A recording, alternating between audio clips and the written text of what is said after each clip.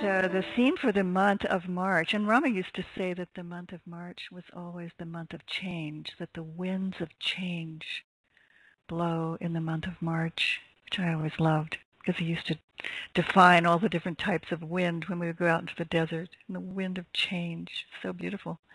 But at any rate, that goes right along with reinventing yourself. This month we thought we would do learning something new. We would take on the mystical task of learning something new.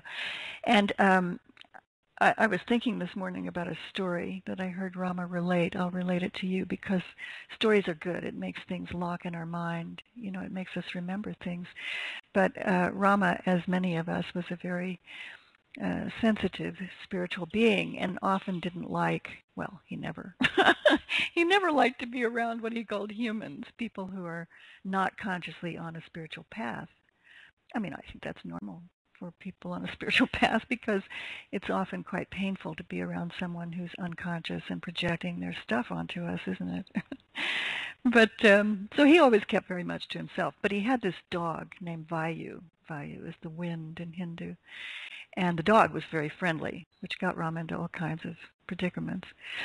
And he was living in Malibu on the beach, and he would walk Vayu up and down the beach. And there was this 92-year-old woman who lived in a house just down the beach. And Vayu always wanted to go and visit this woman.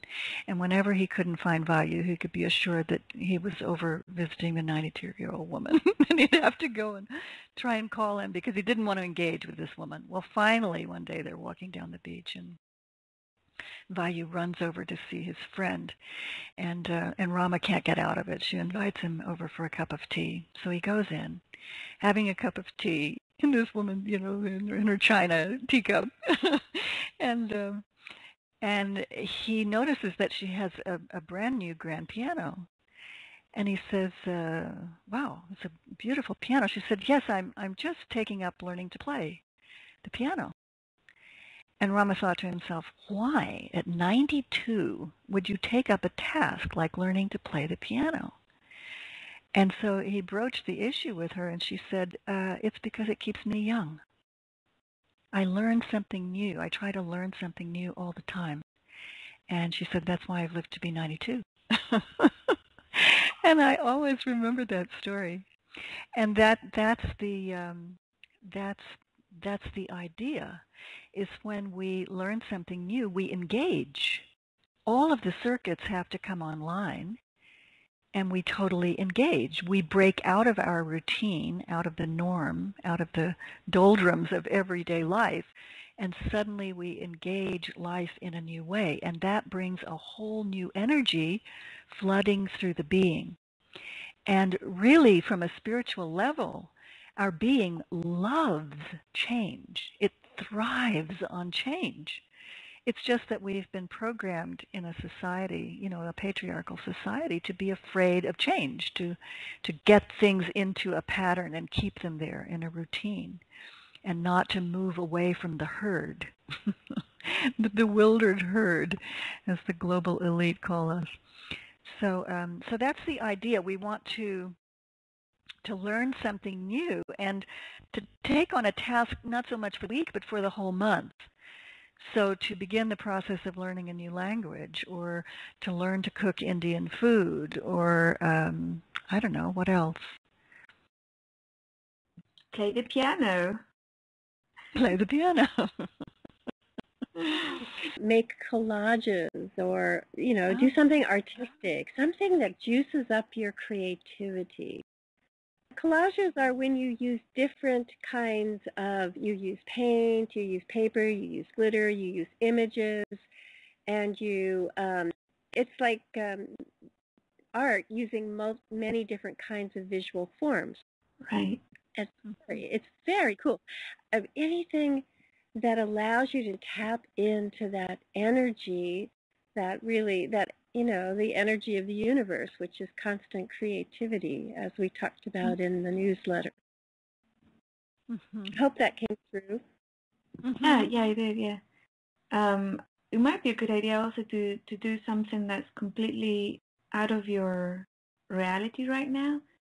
So, for example, if you're not very good at singing, take like singing lessons, or you don't move very much during the day because you're sitting down working, take like a sports app or dancing. Oh, that would be great to like take on, getting in shape, joining a Yeah. gym or whatever it takes, right? Yeah. And actually take a class, get professional, or go to the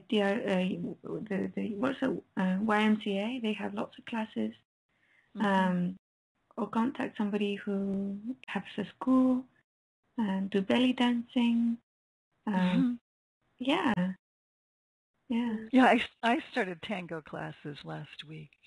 Oh, there you and go. we're having tango classes in my community, and I love dancing. I used to love to dance, and I've always thought the tango was gorgeous. And here I am in South America, so why not?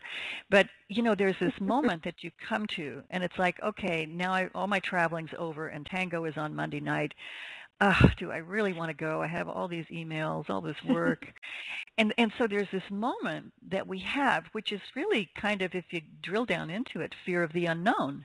What if I step on somebody's toes, or what if I don't like it, or what I have to dance too close to a yucky guy? And I identified that when it came up, and I went, God, that's really silly. Just go for one class. And if you don't like it, you don't ever have to go back. I had a ball. I was in a state of ecstasy when I finished, came home and watched tango on YouTube.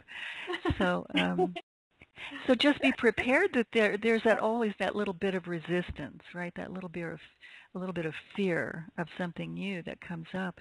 And also, we've been talking about project management a little bit in Tea in the Garden. So you can break it down. Don't put learn Spanish on your to-do list. Just put for the first week to research the best Spanish course on CD, or to ferret out a good Spanish teacher. And take it step by step so that you move through any resistance that's there in a more gradual, gentle way. That's a great idea. I like that. Yeah. There's a story that I'd love to share about this, if I'm clear enough. Can you hear me, or am I cutting out? You're okay. Okay, because I had just remembered about this making a commitment to do something and taking it on, and making the steps to do it and all of that. And I remember at one time Rama he used to always give us various assignments, start doing this, start doing that, stop doing this, now do this, as mystical tasks. And at one point he wanted everybody to be in our little group to be doing aerobics classes.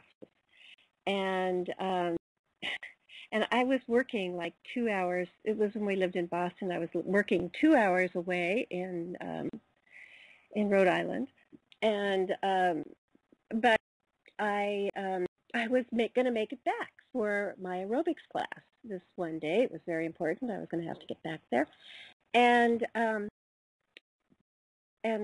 I got back, and the class had been canceled, and I was so disappointed. But interestingly, kind of like at the end of the week when we had this little discussion about who had done what, and I told him what happened, and he said, it doesn't matter. The fact that you took the effort, made the effort to go there and take the class did the trick. Didn't matter. In the end, you couldn't do it, but the fact that you were willing to take all the steps and get yourself there, it was as if you had virtually done it. Oh, so, I love that. I love that. That's yeah, so I just remembered that as you were telling the other story. That it's the inner dynamics of making a commitment about something and then following through. It's like you're saying to the universe, I'm serious. I'm for real. And it's really kind of cool and fun, and I'm really glad he made us do all these different weird things. Yeah, because as soon as you make that commitment, the energy of change kicks in. Exactly. Yeah. And it puts you on this creative role where you're adapting moment by moment to what's being for. You have the capacity. You're out of the rut. Yeah. So, Yeah, that's why he had us move to so many new cities. We moved once a year. And you cannot move from LA to Boston, and you don't know the streets of Boston. You don't know your way around. You've got to hit the ground running, get a job, get a roof over your head, and you're engaged. All the circuits come on. That's the point. And all the, as we evolve, the circuits are on more and more full time, and we're totally in the moment, totally engaged. And so it's just an exercise in conditioning the body to be in full engaged mode. Yeah. Very cool. Oh, and the other cool thing is that the astrology happens to be very much in favor of being able to make really rapid shifts right now. I was checking up on the astrology today, so yeah, we're definitely in sync with what the heavens are telling us to do at the moment. This is the theme for the month of March 2014, commitment. And that's what it takes in order to reinvent yourself, in order to just do it, like, the old Nike ads. Just do it. You don't have to do it all at once. You can do it in baby steps, but you do it. Yeah, and just as you're talking, reinventing is not so much about, shuffling the deck. You have a deck of cards, you shuffle the deck and lay it out in a different format, but it's about dropping cards. You allow the universe to reinvent you. That's the trick.